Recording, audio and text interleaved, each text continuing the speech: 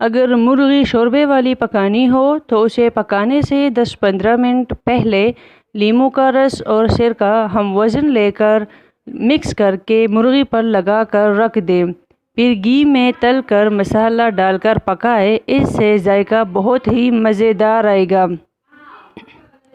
تھوڑی سی املی پانی میں بھگو دے، تھوڑی دیر بعد جب املی نرم ہو جائے تو ہاتھ سے خوب مل لے اور اس املی والے پانی سے برتنوں کو دھوئیے اور خوب رگڑے، برتن چمک اٹھیں گے۔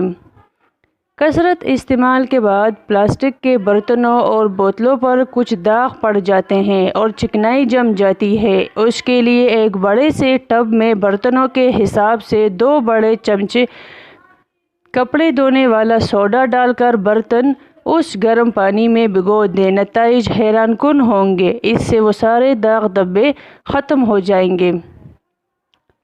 ہاتھی دانت سے بنی ہوئی مصنوعات اکثر زرد پڑ جاتی ہیں۔ ایسی چیزوں کو شیشے کے مرتبان میں رکھ کر سورج کی شعاعوں کے سامنے رکھ دیں، ان کی زردی ختم ہو جائے گی۔ پیاز کوٹ کر سونگھنے سے سر کا درد ختم ہو جاتا ہے۔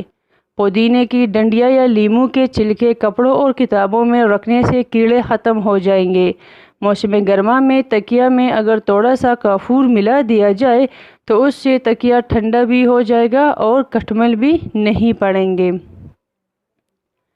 بارش کے موسم میں گھر میں لبان کی دونی ضرور دیں، اس سے سیلن ختم ہو جائے گی۔ بیڈ شیٹ کو کلف لگا کر بچھانے سے سلوٹیں پڑتی ہیں اور زیادہ دن صاف رہتی ہیں۔ اگر کپڑوں پر چکناہٹ لگ جائے تو اس پر خوب پاؤڈر چھڑک کر استری کر لیں اور پھر واشنگ پاؤڈر سے دھو لیں۔